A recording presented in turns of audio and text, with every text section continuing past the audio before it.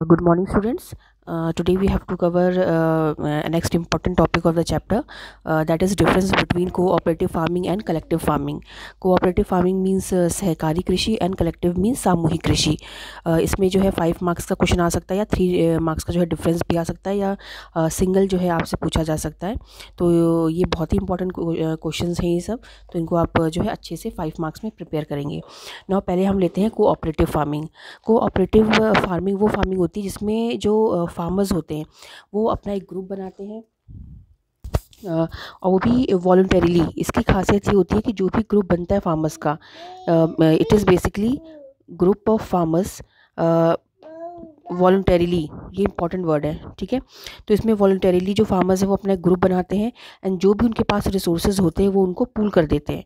जो भी उनके पास रिसोर्स है, सपोज़ किसी के पास ट्रैक्टर है, किसी के पास सीड्स है, किसी के पास कोई दूसरा इम्प्लीमेंट है या जो पैसे हैं, तो ये सारी चीज़ें वो आपस में मिला देते हैं, पुल अप कर देते हैं ताकि जो फार्मिंग है वो मोर एफिशिएंट एंड प्रॉफिटेबल हो सके.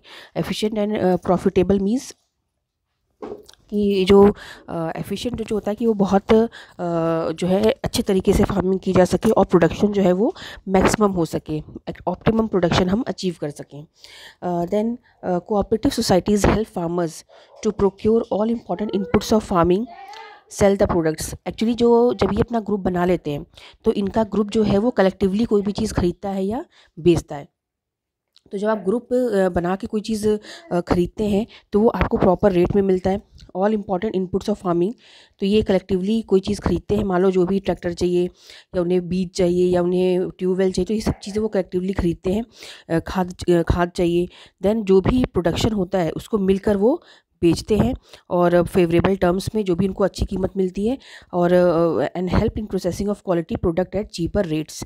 तो ये जो चीज़ें होती हैं क्योंकि ग्रुप बना के करते हैं तो उनको हर चीज़ जो है बार्गेनिंग करने में और किसी भी चीज़ को खरीदने में या बेचने में इनको अच्छा जो है रेट मिल जाता है. अब कोऑपरेटिव मूवमेंट जो है उसका जो ओरिजिन हुआ है वो कम से कम 100 ईयर्स बैक हुआ है एंड ये वेस्टर्न यूरोपियन कंट्रीज़ में काफ़ी वेल डेवलप है, स्पेशली डेनमार्क में. तो ये क्वेश्चन आ सकता है आपका एग्जाम में कि in which country cooperative farming is highly develop, और सबसे अधिक वहाँ पे फॉलो किया जाता है. तो अब आपका आंसर होगा डेनमार्क, ठीक है, क्योंकि ये 1 मार्क में आ चुका है कई बार. तो आप एमसीक्यू में आ सकता है कि कौन सी किस देश में कोऑपरेटिव फार्मिंग या सहकारी फार्मिंग सबसे अधिक जो है सक्सेसफुल है या की फॉलो की जाती है.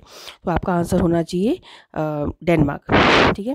अब नेक्स्ट जो है आपका वो है कलेक्टिव फार्मिंग. अब जैसे कोऑपरेटिव फार्मिंग में मैंने आपको बताया कि लोग जो है मिलजुल कर काम करते हैं, बट वो वॉलंटरीली होता है. अगर कोई किसान उसमें ग्रुप में नहीं आना चाहता है तो वो उसका हिस्सा नहीं बनेगा. लेकिन जो कलेक्टिव फार्मिंग है ये थोड़ा सा इसका अलग प्रिंसिपल होता है, और ये जो है सबसे पहले जो इसको स्टार्ट किया गया था वो था आपका यहाँ पे ये सोवियत यूनियन में. आप सोवियत यूनियन को जानते ही होंगे, यूएसएसआर, यूनाइटेड सोवियत संघ रूस. तो वहाँ पे आपको पता है सोशलिस्ट टाइप ऑफ गवर्नमेंट थी. मतलब कि जो भी चीज़ है रशिया यूएसएसआर में वो किसी एक व्यक्ति की नहीं होती है, वो सबका उस पर, पूरे समाज का उस पर पूरा ओनरशिप होता है. तो ये जो टाइप की कृषि है it is based on the principle of social ownership. ये वर्ड आप अच्छे से आप लर्न कर लेंगे. सोशल ओनरशिप के ऊपर ये बेस्ड होता है एंड इसमें प्रोडक्शन एंड कलेक्टिव लेबर होता है. देन इस टाइप की फार्मिंग को कोलकोज कहा जाता है सोवियत यूनियन में. जो आपकी कलेक्टिव फार्मिंग है इसको कोलकोज के नाम से जानते हैं.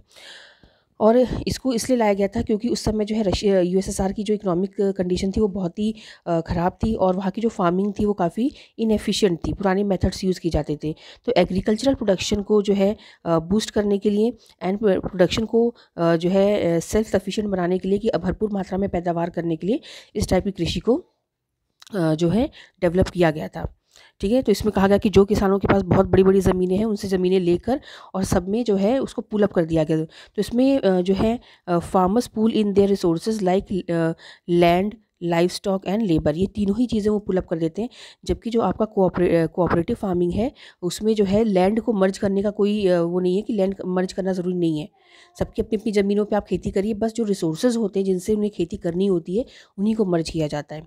तो ये जो है लैंड को भी मर्ज करना कंपलसरी है, लाइव स्टॉक को भी एंड लेबर को भी. तो ये जो है आपके इसके इंपॉर्टेंट पॉइंट्स हैं, और इतने ही आपके इंपॉर्टेंट हैं, ज़्यादा इसको और लेंदी खींचने की ज़रूरत नहीं है. तो इतना आप इसको अच्छे से लर्न कर लीजिएगा.